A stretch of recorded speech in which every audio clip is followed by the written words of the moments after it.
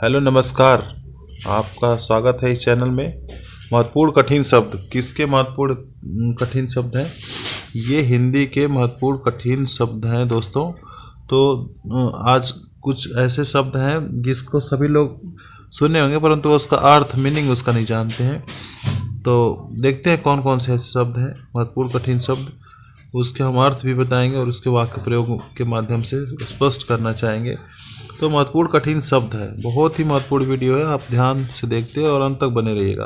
रौद्र रूप, कठोर रूप। मुझसे भैया का कंप्यूटर टूट गया, यह सुनते ही भैया ने रौद्र रूप धारण कर लिया, मतलब कठोर रूप धारण कर लिया। बहुत ही महत्वपूर्ण वीडियो होने वाला है ये आपको, आपके लिए परीक्षा की दृष्टि से। घोंघा बसंत, घोंघा बसंत का मतलब मूर्ख। सेठ ने अपने कर्मचारी से कहा, तू एकदम घोंघा बसंत है, मतलब नीरा मूर्ख है। तो दोस्तों ये वीडियो महत्वपूर्ण होने वाली है, आप देखते जाइए। सत्कार, सत्कार हिंदी का ऐसा शब्द है, लोग लिखने में भी इसको गलती करते हैं। सम्मान, सत्कार मीन सम्मान। बारात को आने पर लड़की वालों ने सेवा सत्कार किया, मतलब सम्मान किया। दोस्तों वीडियो देखते जाइए, इसको अंत तक देखिएगा। चेष्टा, चेष्टा मीन्स कोशिश। एक प्रसिद्ध पंक्तियां है, कौन सी पंक्ति है? काक चेष्टा बको ध्यानम स्वनिद्रा तथैव च अल्पाहारी गृह त्यागी विद्यार्थी इति लक्षणम। तो चेष्टा मतलब होता है कोशिश। काक चेष्टा मतलब कौवे की तरह चेष्टा। इस बार मैंने कुछ नया लिखने की चेष्टा की है, मतलब कुछ नया लिखने की कोशिश की है।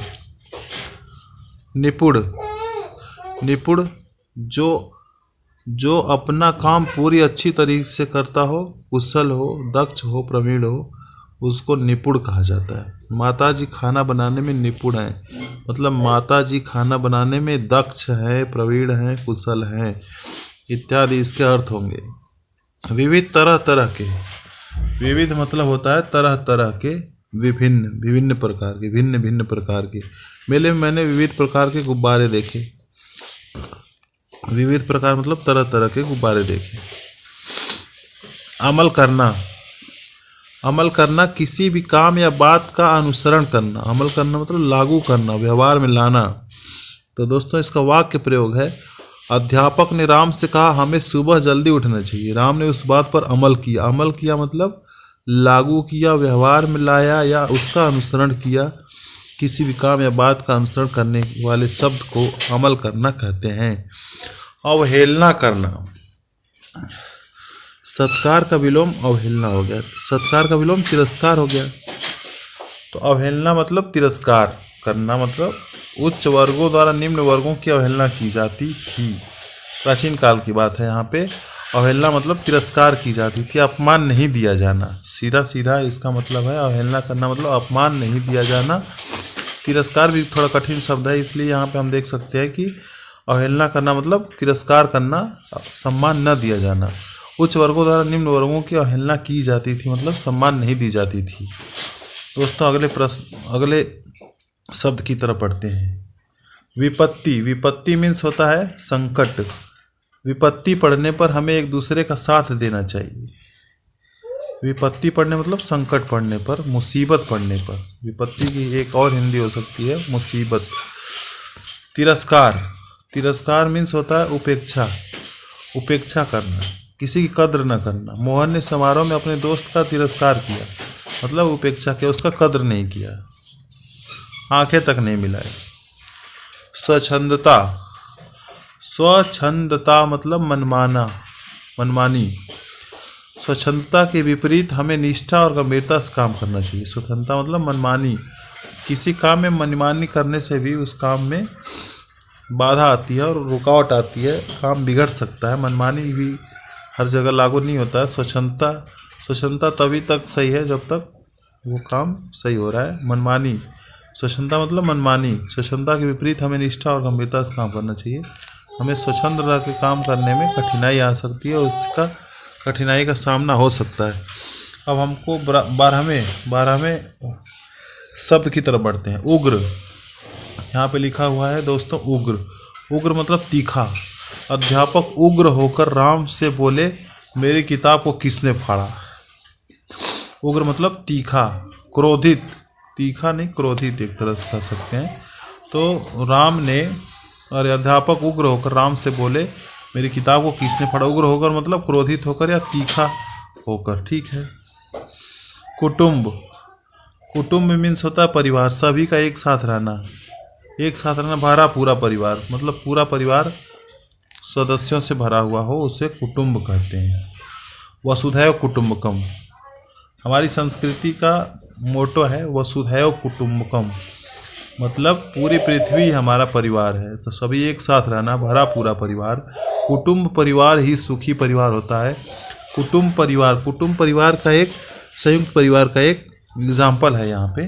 कुटुंब मतलब संयुक्त परिवार की बात हो रही, कुटुंब परिवार ही सुखी परिवार होता है, मतलब ऐसा परिवार जिसमें बहुत सारे सदस्य रहते हैं, एक दूसरे का सम्मान करते हैं, सत्कार करते हैं, सब एक दूसरे के साथ काम में हाथ बटाते हैं, उसी को हम कुटुंब कहते हैं। सभी एक साथ रहना, कुटुंब परिवार ही सुखी परिवार होता है।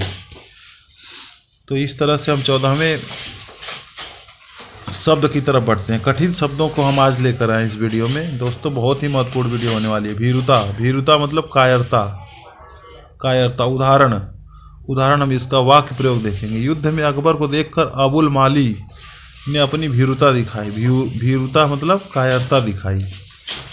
वेरी नाइस, बहुत ही अच्छे प्रश्न हैं ये, बहुत ही अच्छे शब्द हैं ये, सभी को ध्यान देना चाहिए। विलक्षण, विलक्षण मतलब अनूठा।